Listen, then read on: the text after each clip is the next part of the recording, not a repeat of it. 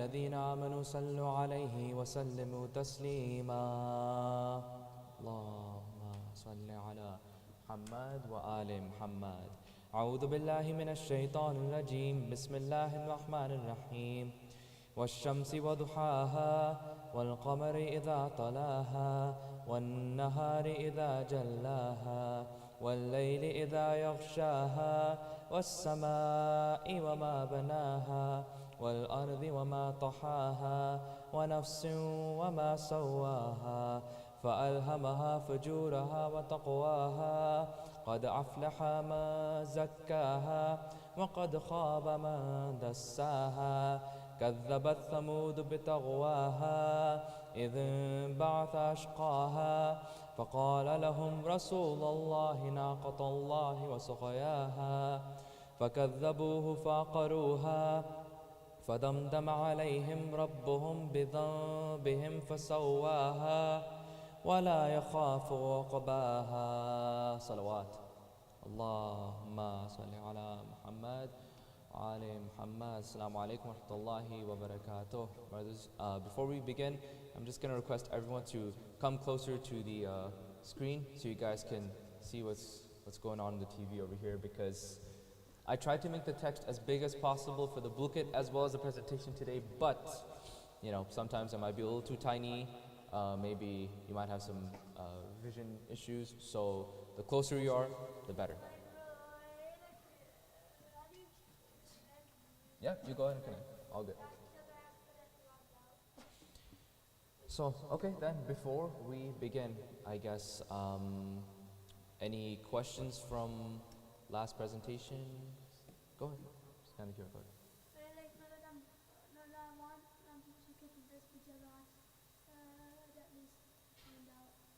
Sorry? Oh, okay, yeah, sure, I can do that. Go ahead.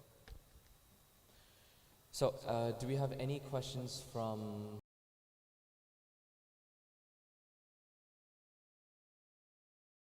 any questions about what we covered? I can quickly do a quick summary of what we started with. Nope.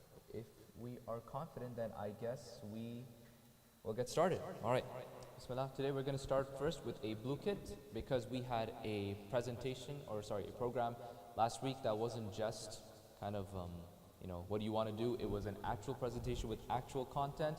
I have 15 questions prepared today, so we're just going to go through these questions, and like I said before, with Blue Kit there are prizes for first, second, and third. So try your best.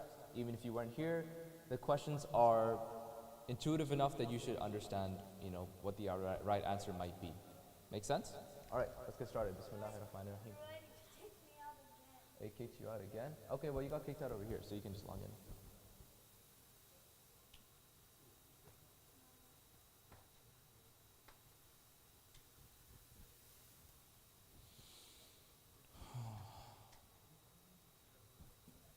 Also, before we begin, where is so right behind you guys is a mic, a Bluetooth mic. I said before, I'll say it again.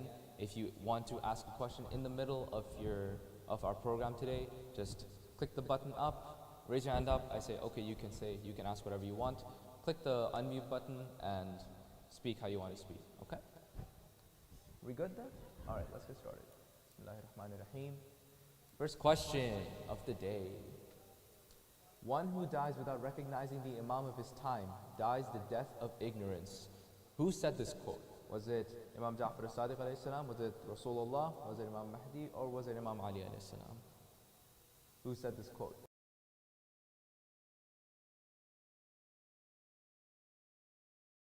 Everyone seems to have responded, so I'm just going to continue.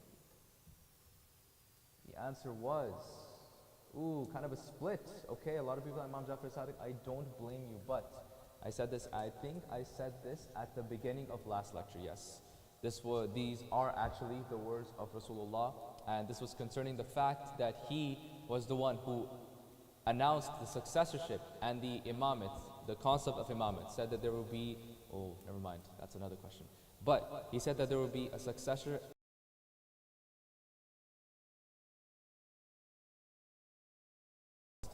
Next question. Oh yeah, leaderboard. I keep forgetting that's a thing. Okay, who's in first place? We got Misam, then Kumil Raza, and then Faizan. Okay, we're doing good so far. We're doing good so far. Keep it up. All right, next question. Rasulullah announced the successorship and imamate of Imam Ali only at the event of Ghadir. Is this true or is this false?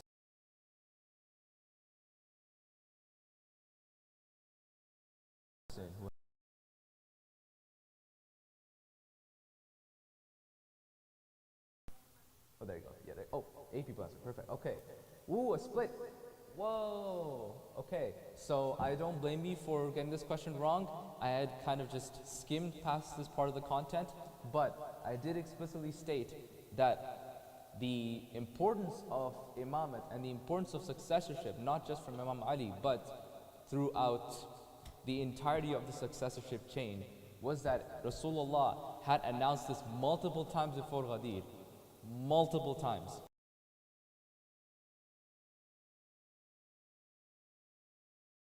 He had announced his successorship. And this is probably one of the most important events in Islam. So, if you didn't know now, hopefully now you know.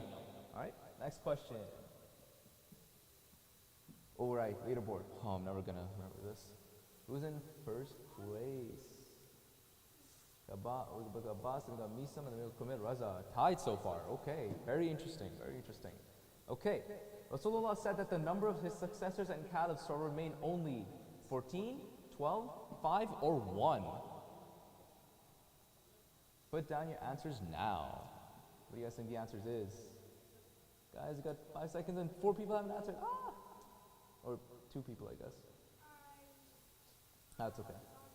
Okay, 12. Okay, pretty easy. I don't think I need to explain much else. Successors and caliphs means the imams in this case, and there were 12. So, pretty simple. Started with Imam Ali alayhi salam and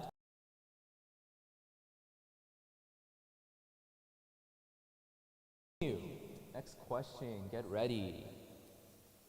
What is the name of our 12th Imam? Is it Muhammad, is it Abdullah, is it Mahdi, or is it Zaman? What is the name of our 12th Imam? Pay very close attention to this question, very close attention.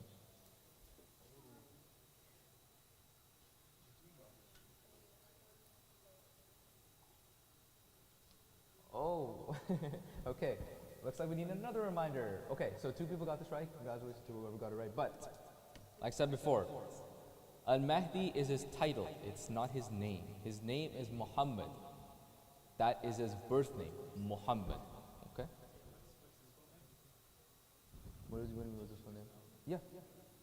Yeah. At that time, they didn't have like full names like we do today, right? His name was literally just Muhammad. That's his name. That's okay. That's you'll see. Sometimes some scholars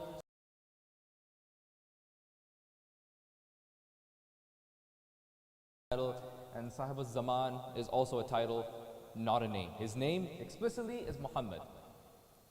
Now you know. This is a second reminder, so try to remember for next time. I might put it in a question for the next book. You never know. Whoops. Okay. Who is leading here? Wow, we got... Oh, boy. Whoa, what happened?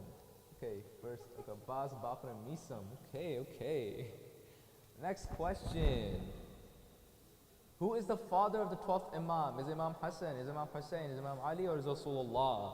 Who is the father of the 12th Imam? I don't mean to be a little bit crass, but I really hope you don't get this wrong. I really hope you don't. That would be very disappointing for many, many reasons. Okay, 7 out of 10. I guess that might be the amount of people who have answered. Oh boy, okay, we got some wrong. That's crazy. Okay, so I did take it, guys, for a little bit of a spin. Usually we refer to the 11th Imam as Imam Hassan al-Askari, right? But like I said, al-Askari, not a name, Imam Hassan, right? His name is technically Hassan. Imam Hassan. Huh? No, I don't want to do that. What is going on? The TV's being weird. Uh-oh. Ah! Why is it doing that? Okay, give me 1 second. I'm just going to unplug and plug it in. Sorry? Yeah, probably just going to do that. Boo, boo, boo. Come on, we got this, we got this. Technical difficulties, don't worry about it. We got it.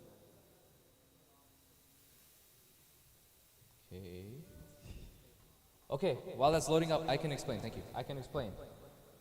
Again, Imam Hassan, the 11th Imam. Imam Hassan al-Askari. Imam Hassan al-Askari. Imam Hassan al-Askari. Okay, 11th Imam, that's his name. He is the father of our 12th Imam.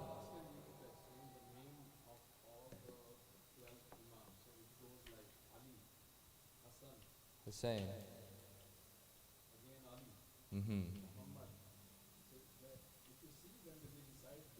Mm-hmm. Ibn Ali, Jafar ibn Muhammad, Muhammad ibn Jafar.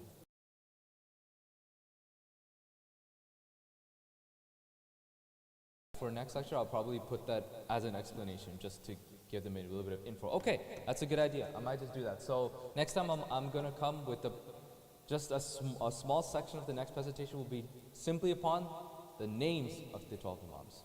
So we can get that confusion out of the way. Okay? All right. Next question.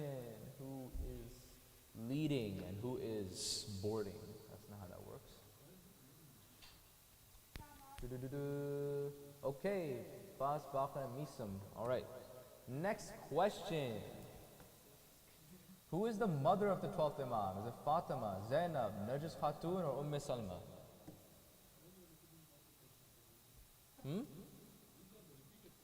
These are questions I repeated before, like in the presentation, not as a blue kit. This is not for them to remember. Yeah. There were no prizes for that one, but there are prizes now. Whoa, okay, so this is a little bit surprising considering, okay, only one person got it wrong. Okay, so most of you got this right. Last time I asked this question during the presentation, you guys did get it right completely. So we know the mother of the 12th Imam is Bibi Narjis Khatun. All right, we good on that? Perfect. Your code despawned, log in. The code is right there. You'll observe? Okay. Okay. Get ready. Next question. When is the birthday of the 12th Imam? Is it the 14th of Ramadan, the 20th of Rabi al-Awwal? Is it the 6th of Zilhaj, or is it the 15th of Sha'ban?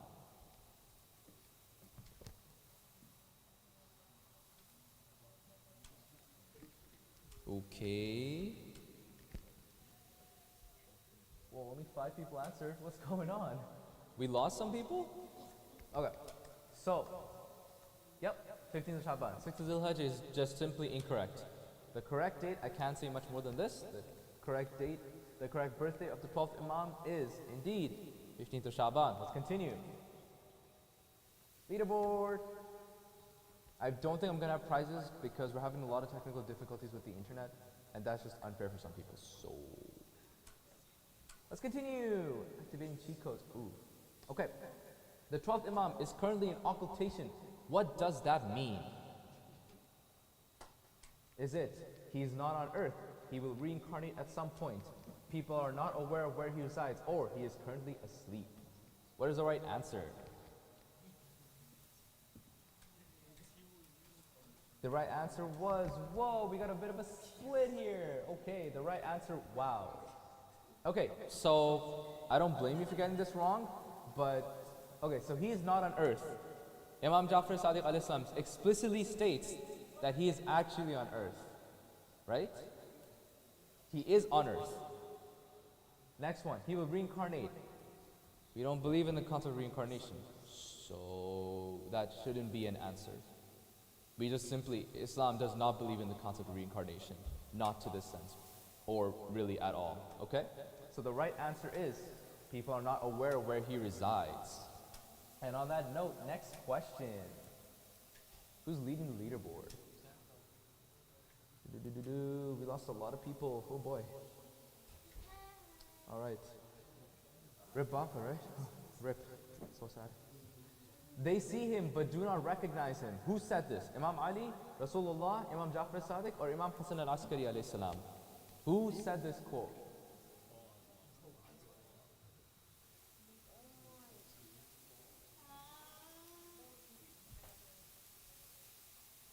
The correct answer is Imam Jafar Sadiq alayhi salam. Okay, I don't blame you guys for selecting Imam Hassan al-Askari alayhi salam. He is the father of our 12th Imam. But no, in this specific context, Imam Jafar Sadiq alayhi salam is the one who had quoted this. Let's continue. Leaderboard. Some people are just out of the game, huh? So sad. Oh well. All right, all right, next question. Get ready. Where was the 12th Imam born? Oman, Samarra, Bahrain, or Medina? Where was he born? You guys should know this now. I said it last time. Didn't get a lot of correct answers, but now, since we've gone over it, it should be a little more evident. I think that's all the people, so I will continue. Oh, okay, Samarra. Okay, so majority said Samarra. He was not born in Oman. He was not born in Medina. He was born in the Iraqi city of Samarra in the house of the 11th Imam. Okay? Best way to remember this, at least for me, is that Samarra is a very unique name.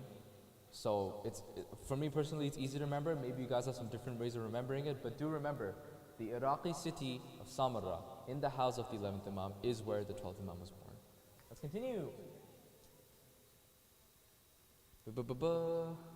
M. Ooh, mysterious. M. Oh, that's sad. Wow, we really need to work on these internet issues. This is like really bad. Okay, can we see the 12th Imam? Yes or no? You're just gonna ask him. That's cool. That's so good to collaborate. Oh, okay. What do you think? Yeah? What do you think, Bafar? Yeah? Okay. Continue. Yeah? Okay. And the right answer is, oh. Okay. Yes, we can.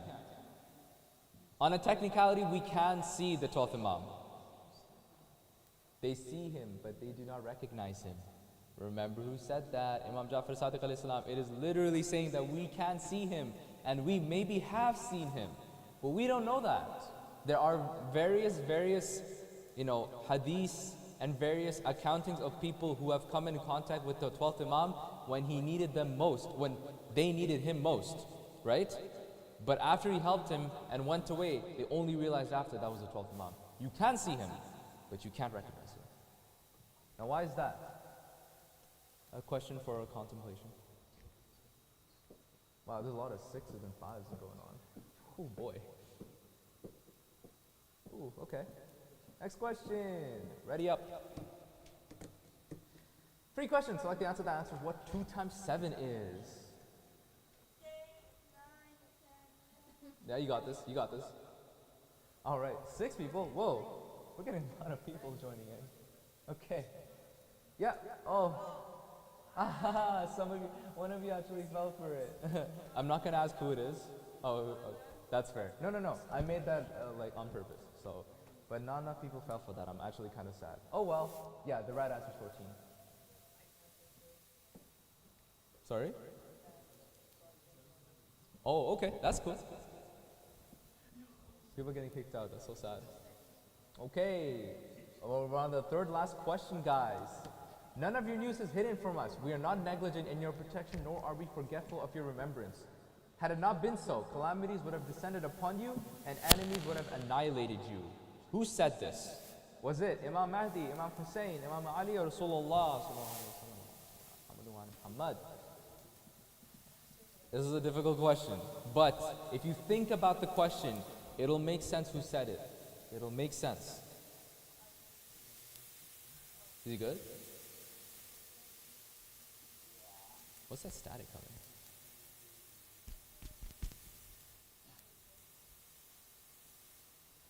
Answer was, ooh, what a split. Is that what it is? Okay. Yep, what a split. It was Imam, only one person got it. Woo! Only one person got it right. Okay, let me do a little bit of an explanation. I will keep it brief. I don't want to take too much time, right?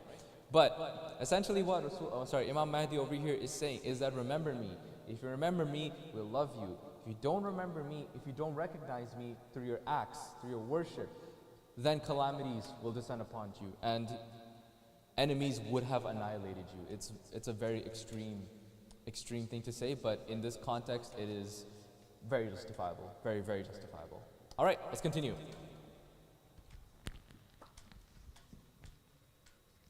What are we looking at? A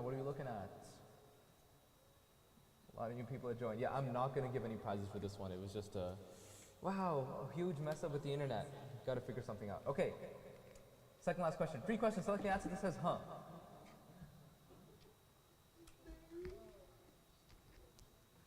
All right, I think that's it. That's everyone. Whoa. Okay, we got one wrong. Okay, let's continue. I'm not gonna speak on that. No comment at all. All right. Last question of the day. Let's get your brains working, guys. Okay, which of these is not a responsibility we have to the 12th Imam that I listed in the last lecture? I listed a couple or a few responsibilities that we have. Of these four, which of them is not a responsibility that I listed? The options are majlis, dua, recognizing him, and sadaqah. The answer was, ooh, okay, majority here. So, I'm glad that we focused on that aspect of the lecture. That was one of the most important sections of the program. So I'm glad that we have taken away that, yes, I did not explicitly state that majlis is a responsibility, although it can be seen as a way to worship, right? But in this context, I just specifically did not say majlis. Okay, I'm not saying that it's wrong. That's not what I'm saying. I'm just saying I did not say that. Okay, it was just a memory question. That's all it was. All right, leaderboard. That's not really gonna matter because no prizes, because internet. Okay, Kumail in third, Em in second, and Faizan in first. All right, good job today, guys. Compared to the last booklet we had, I'd see this was a significant improvement. So thank you for joining, and I'm gonna try to get that internet fixed, because wow. Okay, now. We do have a Telus box right there. Okay. In the meantime, I want you guys to join at menti.com and input the code 17435572.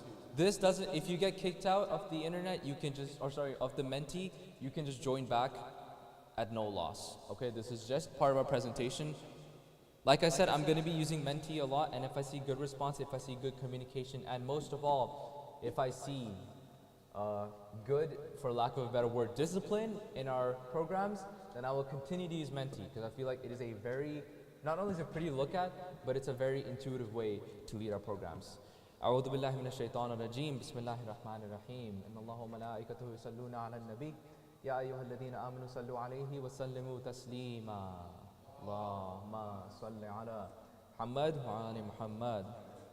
Okay, so I will get started, and you guys can join Menti in the meantime, because I don't think we're going to have an interactive portion until a little bit later into the lecture. Okay. أعوذ بالله من الشيطان الرجيم بسم الله الرحمن الرحيم.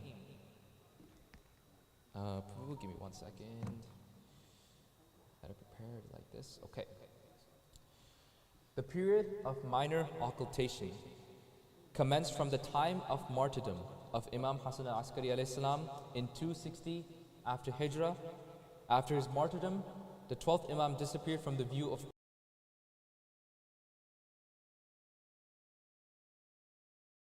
Who are these trustworthy people? This is a quote, and you might see Zahra Raisi name.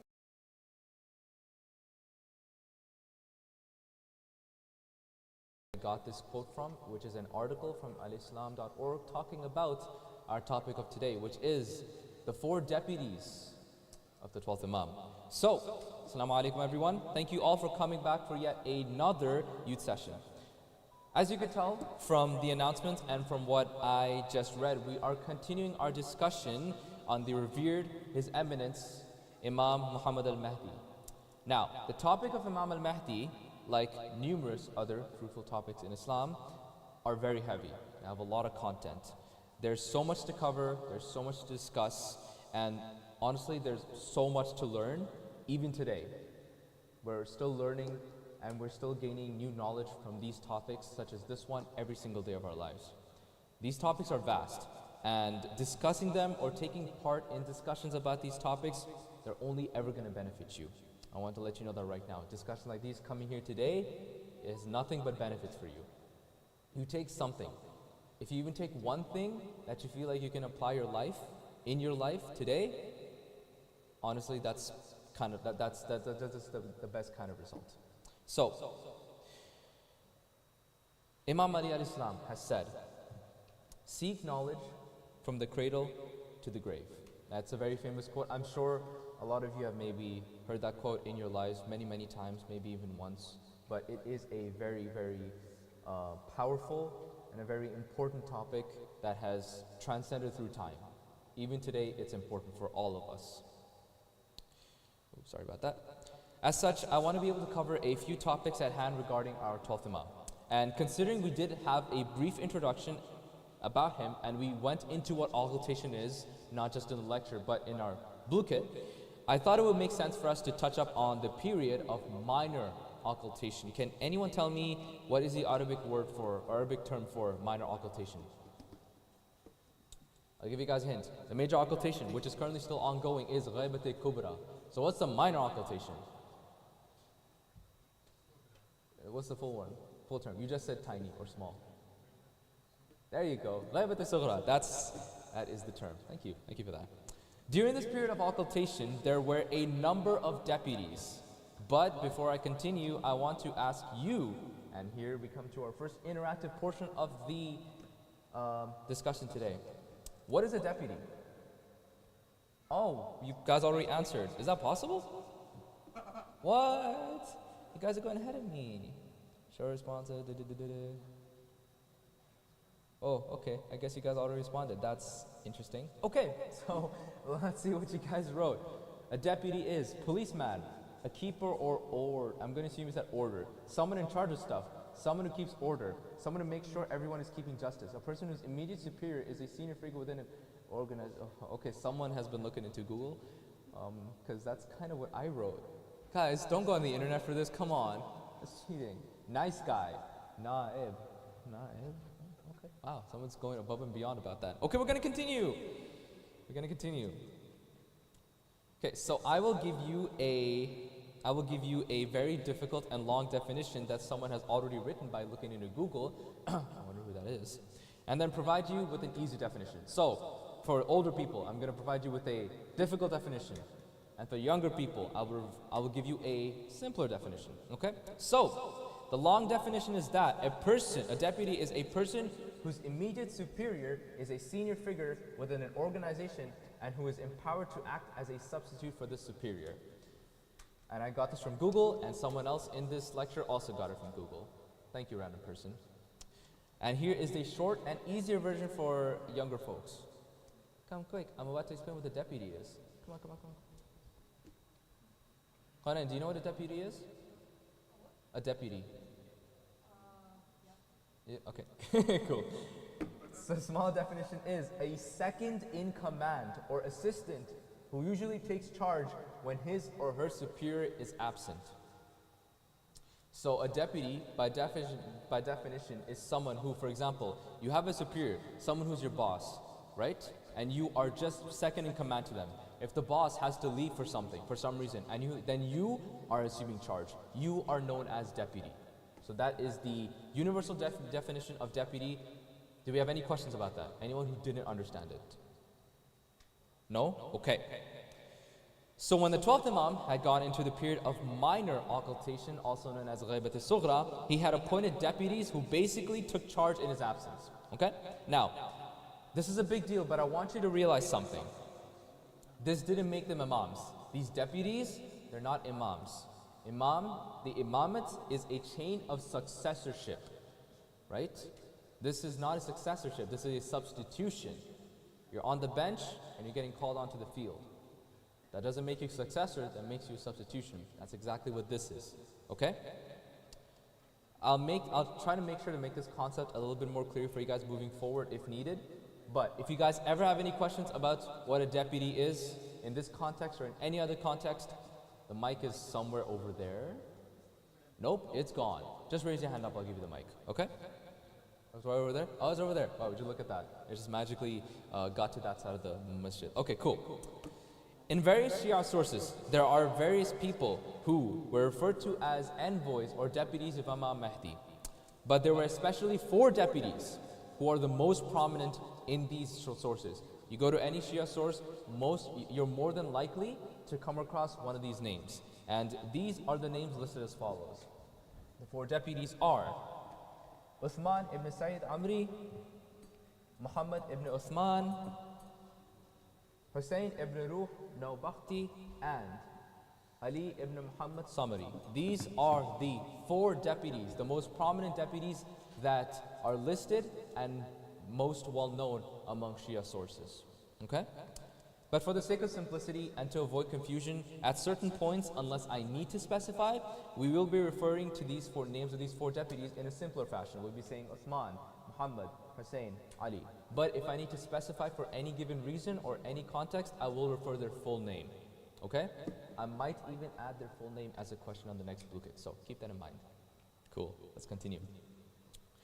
I hope to cover at least the first 2 deputies today in a little bit of detail and then leave the other 2 deputies for another day. But for now, I want to get us started on the first deputy that was listed, Uthman ibn Sayyid Amri.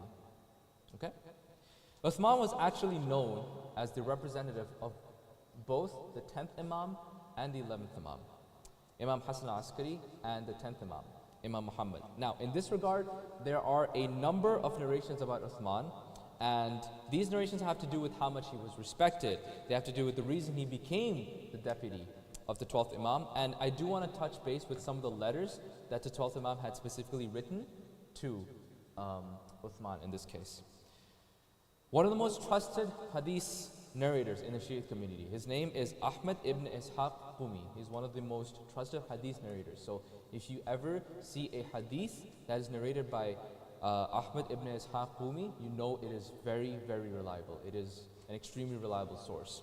Now here it narrates, one day I went to Ali ibn Muhammad al-Hadi, which is the 10th Imam, and told him, I am not always here, and whenever I am here, sometimes I cannot come to you and ask my religious and legal questions. So whom should I obey? He was wondering, if you're not here, if you, the 10th Imam, are not here, then who should I ask my questions to? I have maybe legal questions. I may have certain fiqh questions or other questions about Islam. Then who do I ask if you're not here? The Holy Imam answered, this, Uthman ibn Sayyid Amri, is a reliable and trustworthy person. I trust him, and whatever he tells you and gives you is from me. So you can see that the 10th Imam trusted Uthman so much that he actually said in verbatim that if he is not there to answer religious and legal questions, he trusts Uthman to act in his stead. There is a lot of trust in that. There's a lot of responsibility. It is a huge responsibility.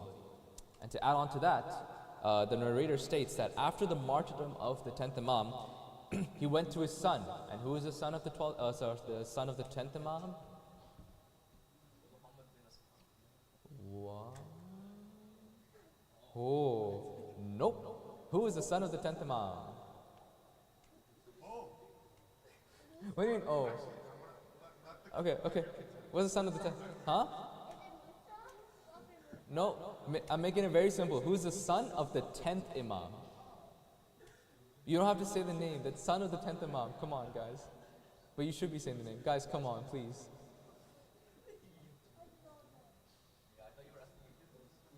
Oh, no. The son of the 10th Imam. Yeah. Okay. Did you raise your hand up? Oh. Oh my God. There's no way, Farhad. Yeah? Okay. Yeah? Imam Hassan al-Askari. Oh my God, I don't know why it took that long to get there. Okay. So, the 11th Imam repeated the answer of Imam Hadi and said, Uthman was trusted by the previous Imam and is trusted by me now. And after my death, also whatever he tells you and gives you is from me. He says basically the exact same thing. Now, can anyone tell me what is significant about these 2 quotes?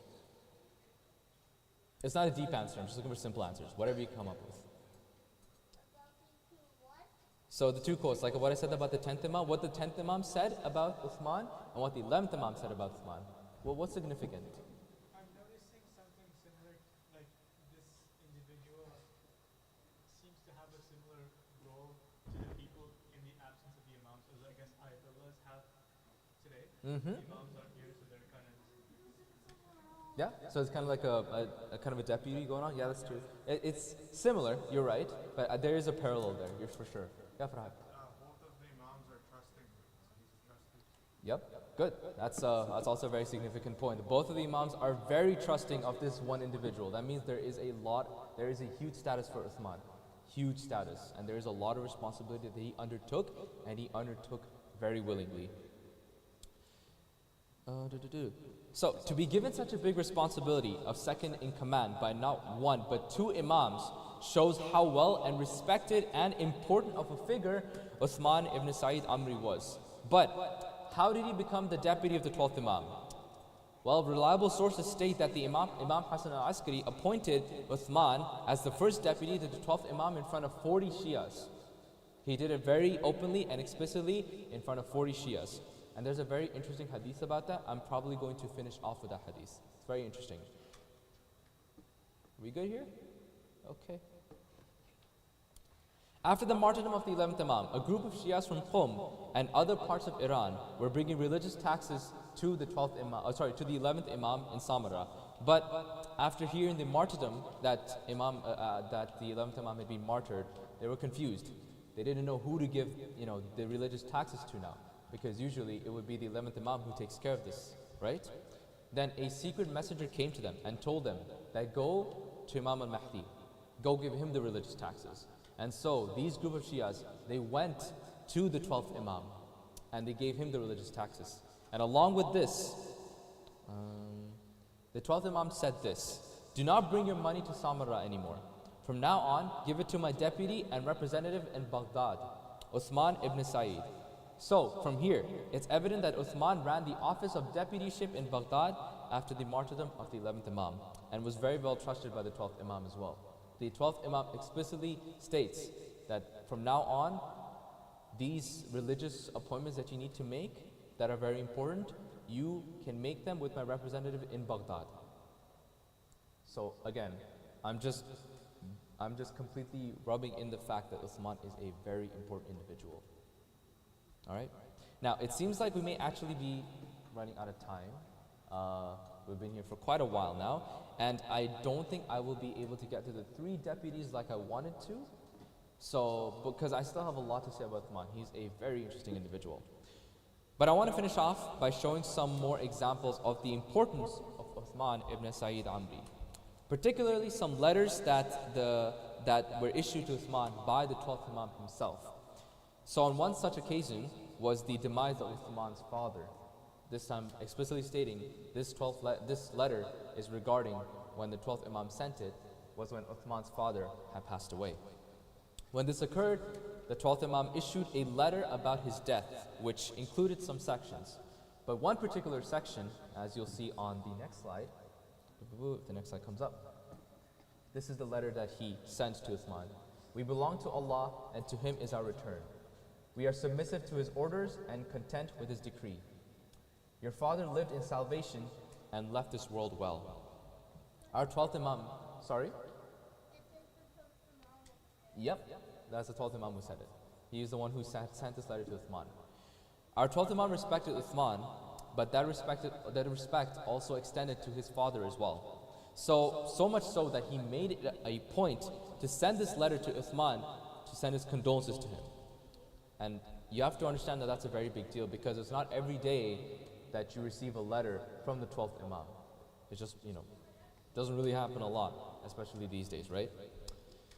Now, I want to finish off by reading the hadith that I had started with, or not started with, but that I mentioned briefly in the middle part of our lecture. And I will be kind of reading through this hadith just for the respect of the content material. So if I'm not making direct eye contact, it's just because I want to make sure you guys are getting the proper information about this hadith. Some Shias, like Ja'far ibn Muhammad bin Malik al-Fazari, Ali bin Bilal, Ahmad bin Halal, Muhammad bin Muawiyah bin Hakim, Hassan bin Ayyub bin Nuh, have all narrated that they approached Imam Hassan al-Askari, the 11th Imam, specifically to inquire from him about his successor. They wanted to know, these individuals wanted to know, who is going to be the successor of you, Imam Hassan al-Askari, right? Who's going to be your successor? So, and they recounted. In addition to us, there were 40 other people who were present with the Imam. So there were about 40 Shias, more or less, who were there with the Imam, Imam Hassan al-Askari, at the time. And they were all wanted to inquire about who is going to be your successor. Where is this chain of successorship going to lead, right? Then, Hazrat Uthman bin Sa'id, rose and asked Imam Hassan al-Askari, O son of Allah's apostle, we wish to ask you a question of which we are sure you are aware. Imam alayhi salam replied, O Uthman, be seated. He already knew what the question was going to be. Again, this is the Imam we're talking about. Of course he knew what the question was going to be, right? So he told Uthman bin Sa'id to be seated. All of a sudden, the sudden expression on 11th Imam's face had changed. And he went out of the room after ordering us to stay in our places and follow him outside. So they did as Imam alayhi salam commanded. After some time, Imam called out Uthman bin Sa'id's name and everyone else rose as well. Then Imam said, should I inform you about the reason why you all are here? He asked them. All of us said, O son of Allah's apostle, please inform us.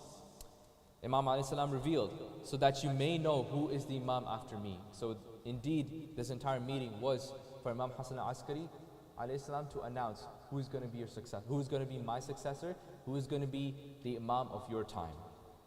The members in the assembly replied, yes, we just saw a young child whose face was beautiful like a part of the moon and he looked very similar to you. Imam alayhi salam, Imam Hassan al-Askari alayhi salam informed, after me, he is your Imam and my successor. Obey him and do not scatter in confusion about him, else your religion will be destroyed. After this meeting, you shall never see him again until his appointed time. This was Ghaibat al-Sughra. He said that after this meeting, the Imam will go into what we know today as the minor occultation. Ghaibat al-Sughra, you see how it's all connecting. That is why, take whatever news you get from Uthman bin Sa'id. So, Imam Hassan al-Askari alayhi salam had given a small speech about, he's going to be my successor. Can anyone, it's a very obvious answer, can anyone tell me who was he talking about? Who was going to be Imam Hassan al-Askari alayhi salam's successor? Who was it? Who was it? Who was it? Oh, you got it. It's the 12th Imam. Imam al-Muhammad al-Mahdi was the successor that Imam Hassan al-Askari alayhi salam was referring to. أعوذ بالله من الشيطان الرجيم بسم الله الرحمن الرحيم فهو خليفة إمامكم والأمر إليه. He is the deputy of your Imam and deputyship is for him alone. This is the 11th Imam that said this. Who was he talking about? Say, you know you had it. Yep, there you go. He was talking about Uthman ibn Sa'id. This specific quote is regarding him. He said that he is a deputy and the deputyship is for him alone. It's a very big responsibility and one that Uthman bin Sa'id had taken on willingly by himself. Today he is buried near western Baghdad inside Share Maidan in Masjid Zarab. Today there is a market near his grave and one has to pass through several small lanes to reach his grave. Yes?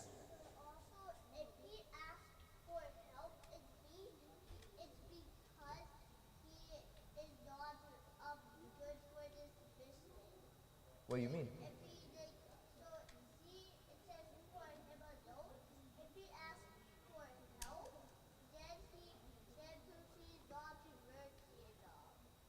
Yes, you're right. Well, that's a good point. But also, you need to understand that Uthman bin Sa'id was given this responsibility by not only the 11th Imam, but the 10th Imam and the 12th Imam.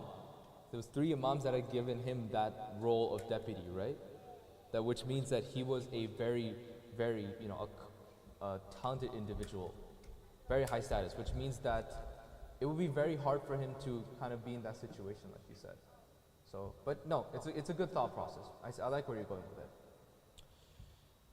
So, the fact that you have to go through several small lanes today to get to the grave of Uthman bin Sa'id has led to some visitors avoiding to go for his ziyarat. But, and this is stated from a very reliable source, listen carefully, because I might put this on a question for the next booklet. His ziyarat has a lot of merit and is similar to meeting him when one comes to meet the 12th Imam, as he was Imam's deputy. So to do ziyarat of Uthman bin Sa'id is very close to the importance of meeting the 12th Imam himself. Very close, because he was the deputy of the 12th Imam. he acted in his stead, and he acted very well, right? So I hope you guys were able to take away I hope you guys have some good takeaways from today. Like I said, next booklet or next program, we'll have a booklet, and that will cover a lot on Uthman bin Said. I may even have some questions that I didn't talk about at all today, but I'm not gonna punish you or something, or torture you with questions like that. Just get you guys' mind rolling a little bit, and hopefully the internet will be a little.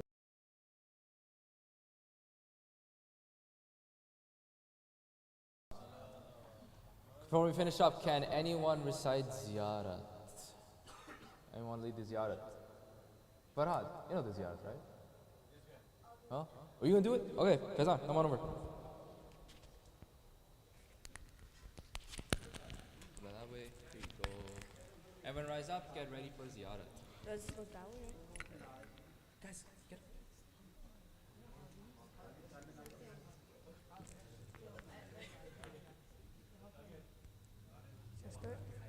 Assalamu alaikum ya Rasulullah, Assalamu alaikum ya Amir al-Mu'mineen, Assalamu alaikum ya Fatima Zahra, Assalamu alaikum ya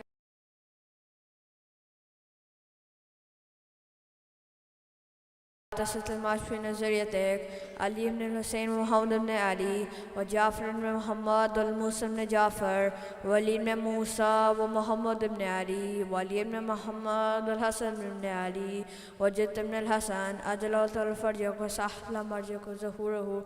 السلام عليكم ورحمة الله وبركاته.